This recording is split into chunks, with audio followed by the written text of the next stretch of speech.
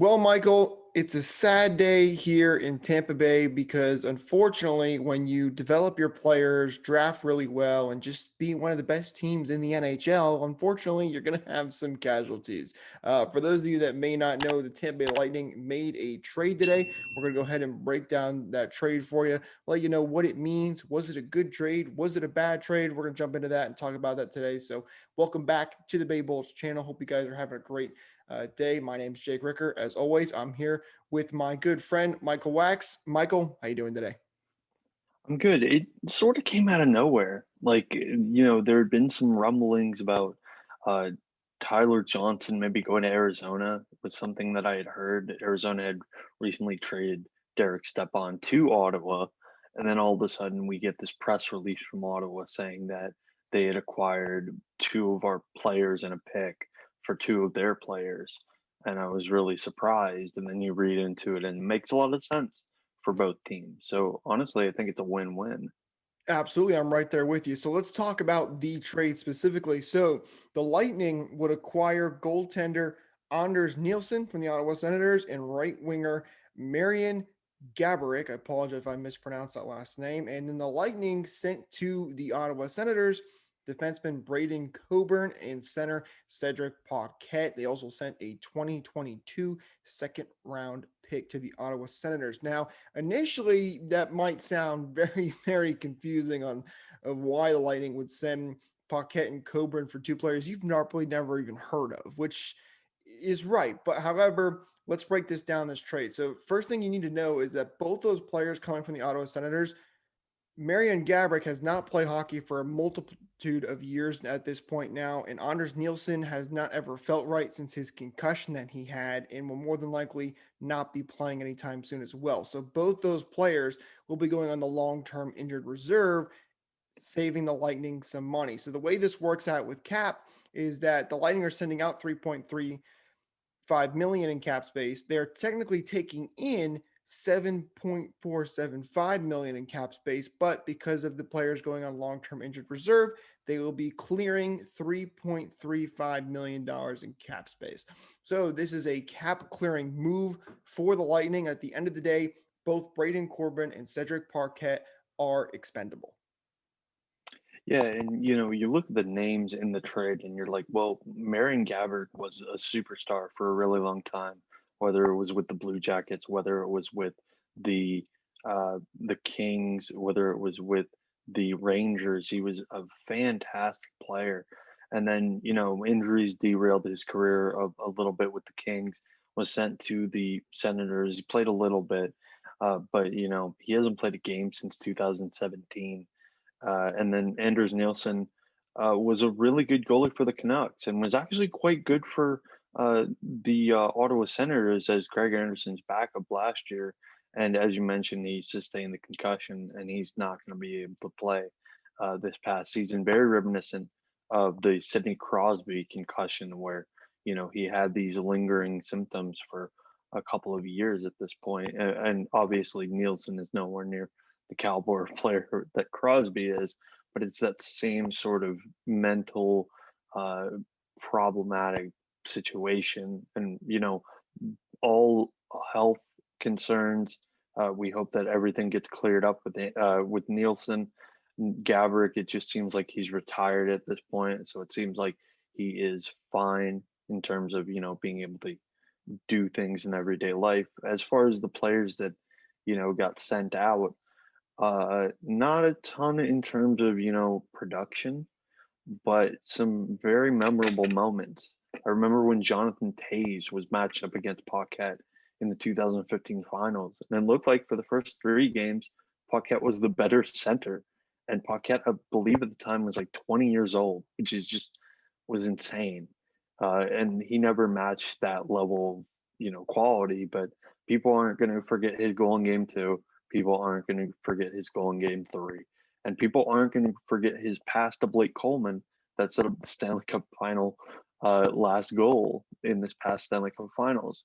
Then Braden Coburn, solid 5, 6, 7 defenseman with a goal in game seven against Detroit that, sparked that run to the Stanley Cup finals.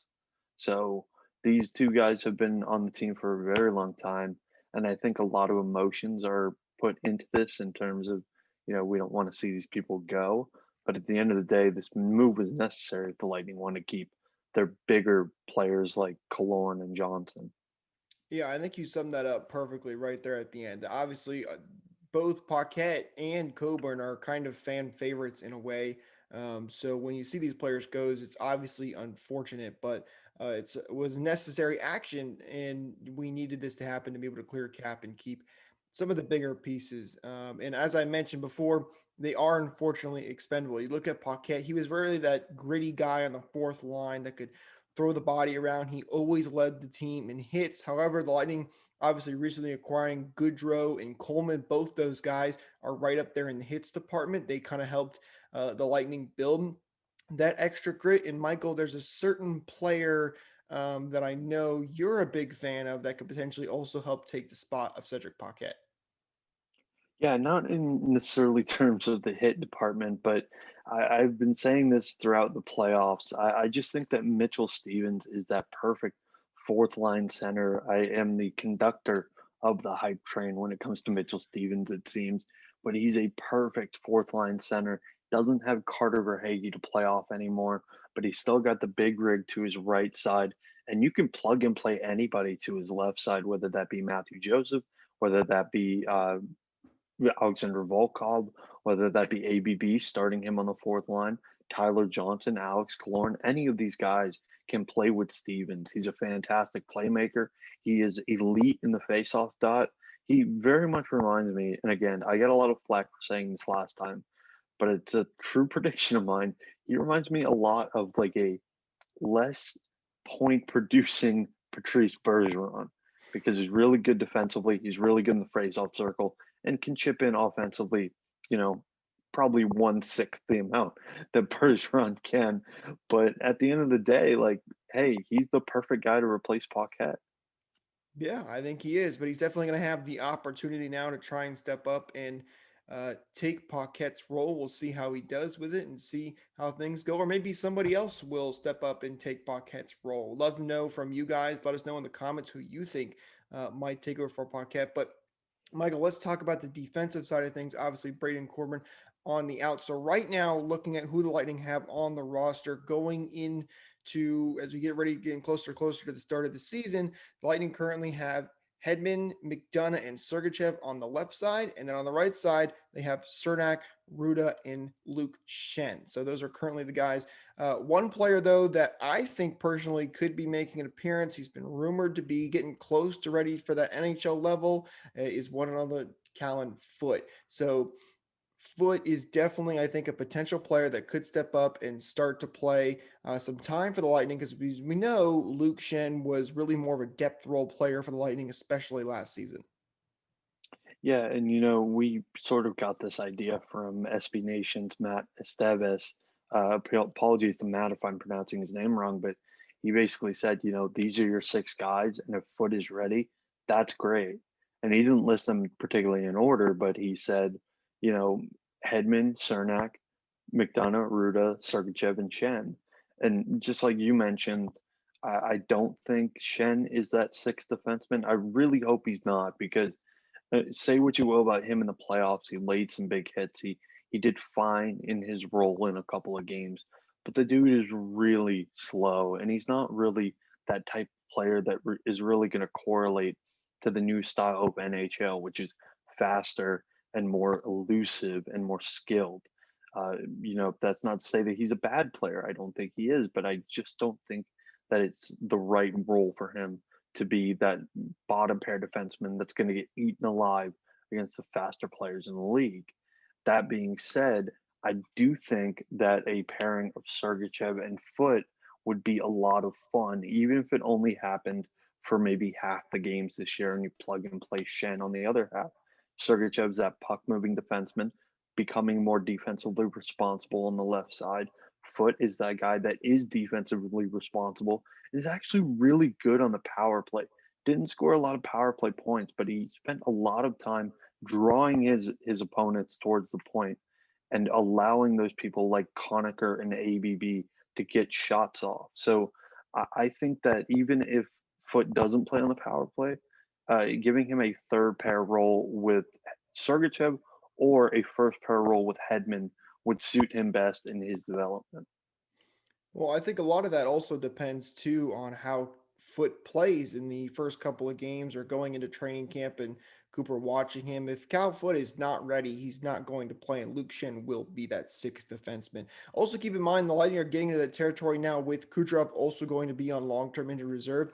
They could technically go out and sign somebody before the start of the season and then still be under the cap when the playoffs start, because remember the cap kind of goes away when the playoffs start. So if they wanted to go sign a defenseman, they definitely could look into that.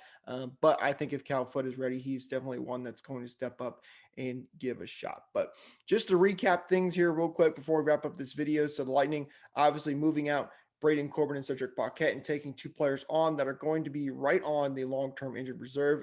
This is a cap clearing move. I know there was some confusion, some people thinking that this could be a newer backup for Vasi. That is not the case. He will not be playing for us. Maybe in some way later down the road, one of these guys comes back and decides to play, but I think that's very unlikely.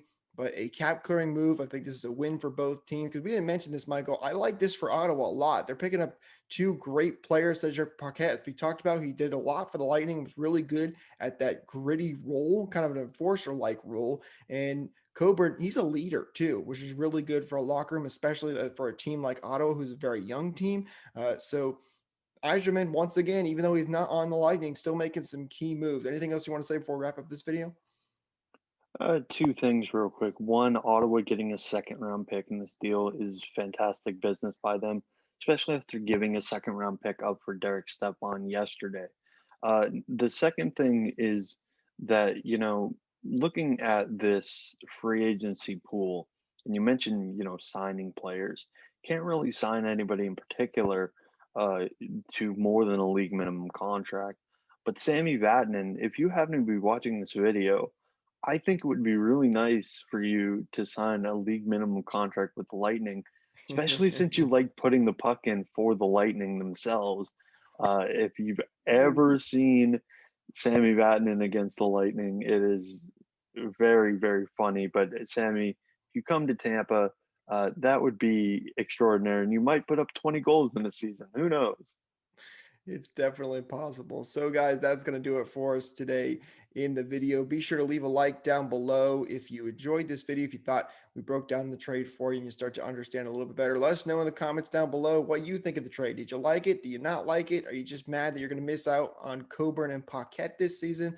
Love to hear all of your thoughts in that comment section. Be sure to subscribe to the channel and ring the bell for some new content coming your way very soon. There's going to be a podcast out hopefully tomorrow if I can get my editing done. There's also a new video, maybe a new giveaway coming soon, so be sure to stick around for that. Remember, your Tampa Bay Lightning are your defending 2020 Stanley Cup champions, and have a wonderful rest of your day.